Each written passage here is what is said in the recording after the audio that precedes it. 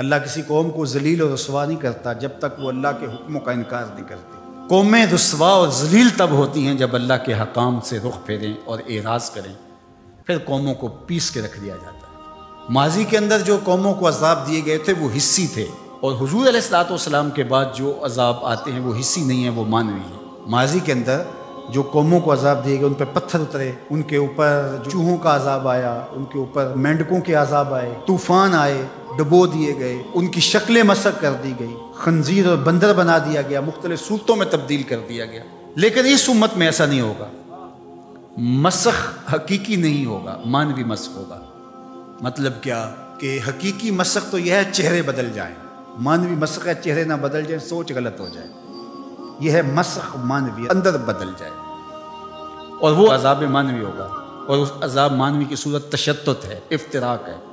قومیں جب افتراق میں مبتلا ہوتی ہیں تو یہ اللہ تعالیٰ جل شانہ کی ناراضگی کا روپ ہوتا ہے۔ اللہ تعالیٰ جل شانہ جب کسی سے ناراض ہو جاتا ہے تو ایک تو اس قوم سے، سورہ یاسین کا ابتدائیہ دیکھیے، جب حبیب النجار نے آ کے ان 2 فرستادگان کے لیے کہا تھا کہ یہ اللہ کے فرستادہ ہیں اور تم سے مانگتے کچھ نہیں ہیں اور تم ان کو قتل کے درپے ہو گئے ہو، لیکن انہوں نے حبیب نجار کو بھی دھر لیا، اور پھر نتیجہ کیا ہوا کہ ان کو بھی شہید کر دیا، اور جو فرستادگان الہی آئے تھے، پیغمبر آئے تھے، ان کو بھی شہید کر دیا۔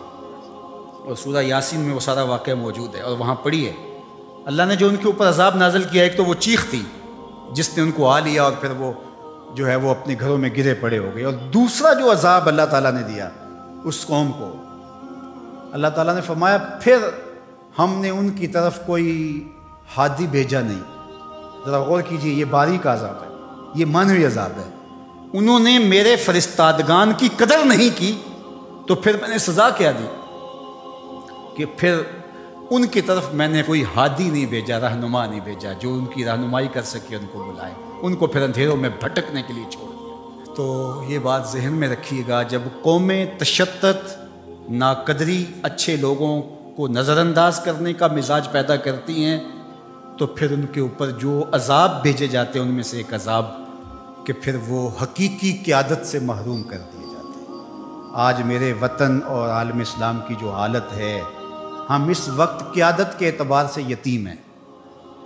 یہ الگ بات ہے کہ ہر بندہ دعویٰ کر رہا ہے کہ میں ہی نجات دہندہ ہوں اور میں ہی قائد ہوں، مذہبی لوگ بھی، سیاسی لوگ بھی، سب کہتے ہیں کہ میرے بغیر تو چرخ کا پہیہ ہی نہیں گھوم سکتا، میں ہی سب کچھ۔ لیکن حقیقی طور پہ اگر دیکھیں تو یہ امت بے امام ہے۔ اس وقت ہمارے پاس قیادت کا فقدان ہے، اگرچہ قائدین کی بہتات ہے، لیکن قیادت، حقیقی قیادت جو درد امت کا مداوع کر سکتی ہو، جو ضرورت کی کفیل ہو، وہ قیادت آج ہمارے پاس نہیں ہے۔ اقبال نے بھی کہا تھا، اٹھانا پھر کوئی رومی عجم کے لالہ زاروں میں، وہی آب و گل ایران، وہی تبریز ہے ساکی۔ اور دوسرے مقام پہ یہاں کے حالات کا، چمن میں رخت گل شبنم سے تر ہے، سمن ہے، سبزہ ہے، باد سحر ہے، مگر ہنگامہ ہو سکتا نہیں گرم، یہاں کا لالا بے سوز جگر ہے۔